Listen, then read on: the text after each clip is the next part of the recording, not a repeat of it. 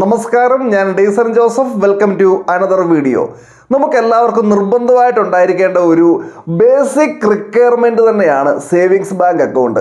നമുക്കിപ്പോൾ ഒരു FD ആരംഭിക്കണം, അല്ലെങ്കിൽ നമുക്കൊരു ഡെബിറ്റ് കാർഡ് വേണം, അല്ലെങ്കിൽ ഒരു ക്രെഡിറ്റ് കാർഡ് വേണം, അല്ലെങ്കിൽ ഒരു ഇൻഷുറൻസ് എടുക്കണം, അല്ലെങ്കിൽ ഇൻവെസ്റ്റ്മെൻറ്റ് വേണം, അല്ലെങ്കിൽ ഒരു സബ്സിഡി സംബന്ധമായിട്ടുള്ള ആവശ്യമുണ്ട്.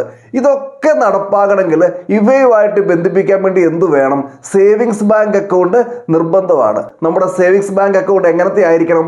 മികച്ചതായിരിക്കണം, നമുക്ക് യോജിച്ചതായിരിക്കണം, അഫോർഡബിൾ ആയിരിക്കണം, നമ്മുടെ ആവശ്യങ്ങൾക്ക് യോജിച്ചതായിരിക്കണം.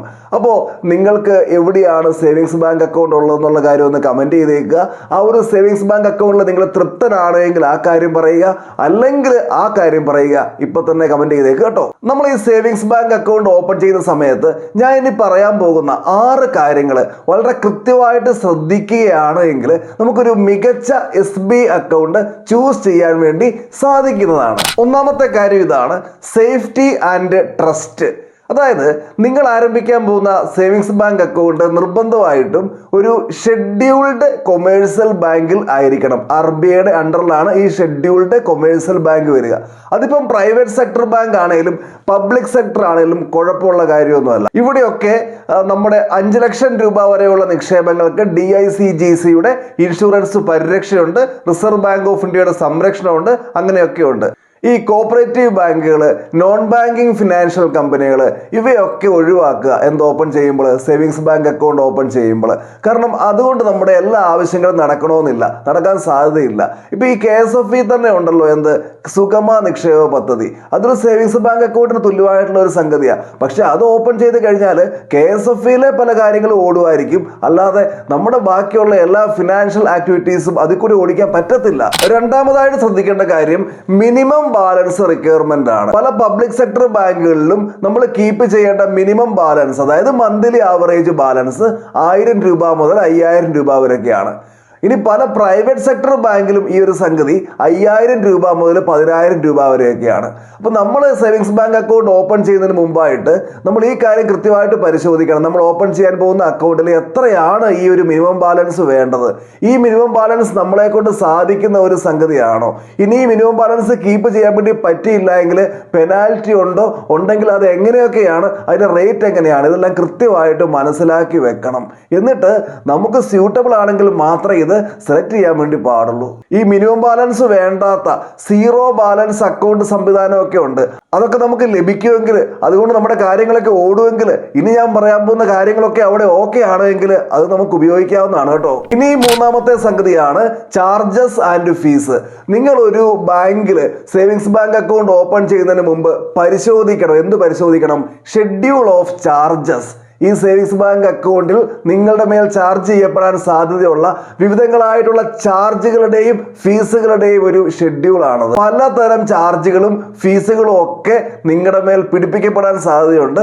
അത് എന്തൊക്കെയാണ് നമുക്ക് ജസ്റ്റ് ഒന്ന് നോക്കാവേ. ചില ബാങ്കുകളുടെ ഒക്കെ സേവിങ്സ് ബാങ്ക് അക്കൗണ്ടിന് ATM കാർഡ് ഉപയോഗിച്ചുള്ള വിഡ്രോവലിന് ലിമിറ്റ് ഉണ്ട്. ഇപ്പൊ 4 വിഡ്രോവലേ പറ്റുള്ളൂ, അല്ലെങ്കിൽ 8 വിഡ്രോവലേ പറ്റുള്ളൂ. അതിനപ്പുറത്തേക്ക് വിഡ്രോ ചെയ്ത് കഴിഞ്ഞാൽ എക്സ്ട്രാ ചാർജ് ഒക്കെ ഈടാക്കാൻ സാധ്യതയുണ്ട്. ഇനി ഡെബിറ്റ് കാർഡിന്റെ ചാർജ്, അതുപോലെ SMS അലേർട്ട് ലഭിക്കുന്നതിന്റെ ചാർജ്, ചെക്ക് ബുക്കിന്റെ ചാർജ്, അതുപോലെ ഈ ഫണ്ട് ട്രാൻസ്ഫർ സംവിധാനം ഉണ്ടല്ലോ, അതൊക്കെ ഉപയോഗിക്കുമ്പോഴത്തേനെ ചാർജ്. ഇത്തരം ചാർജുകളൊക്കെ ഉണ്ടോ? അതൊക്കെ എങ്ങനെയാണ്? നമുക്ക് താങ്ങാൻ പറ്റുമോ? ഈ കാര്യങ്ങൾ കൃത്യമായിട്ട് മനസ്സിലാക്കണം. ഈ ചാർജിന്റെയും ഫീസിന്റെയും ഒക്കെ കാര്യത്തില് ട്രാൻസ്പെറൻസി ഉള്ള, അതിനപ്പുറത്തേക്ക് ചാർജും ഫീസും കുറഞ്ഞ റേറ്റിലുള്ള ബാങ്ക് ചൂസ് ചെയ്യുന്നതായിരിക്കും നല്ലത്. ഇനി നാലാമത്തെ സംഗതിയാണ് ഇൻട്രസ്റ്റ് റേറ്റ്. പലരും വിചാരിക്കും ഏറ്റവും ആദ്യം പറയേണ്ടത് ഇതല്ലായിരുന്നോ എന്ന്, ഇതല്ല ഏറ്റവും പ്രധാനപ്പെട്ടതെന്ന്. പക്ഷേ സേവിങ്സ് ബാങ്ക് അക്കൗണ്ടിന്റെ കേസിൽ ഇത് അത്ര പ്രധാനപ്പെട്ട ഒരു സംഗതി അല്ല. സേവിങ്സ് ബാങ്ക് അക്കൗണ്ടിൽ ഇൻട്രസ്റ്റ് വളരെ കുറവാണ്, നമുക്ക് എല്ലാവർക്കും അറിയാം അല്ലേ. മിക്ക ബാങ്കുകളിലും ഒരു 2.5% മുതൽ 4% വരെയൊക്കെയാണ് പലിശ.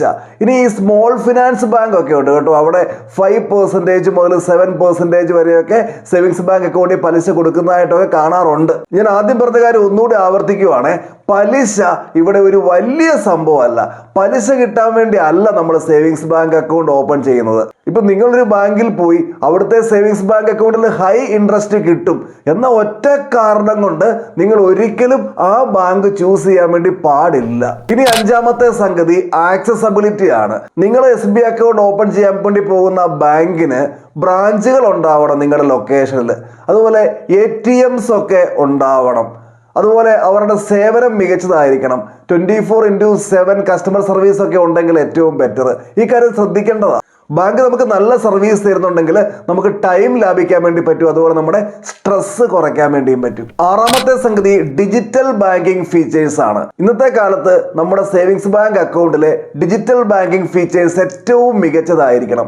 ബാങ്കിന്റെ ആ മൊബൈൽ ആപ്പ് നല്ല ക്വാളിറ്റി ഉള്ള സാധനമായിരിക്കണം. അതുപോലെ ബാങ്ക് പ്രൊവൈഡ് ചെയ്ത ഇന്റർനെറ്റ് ബാങ്കിങ് സംവിധാനം വളരെ മികച്ചതായിരിക്കണം.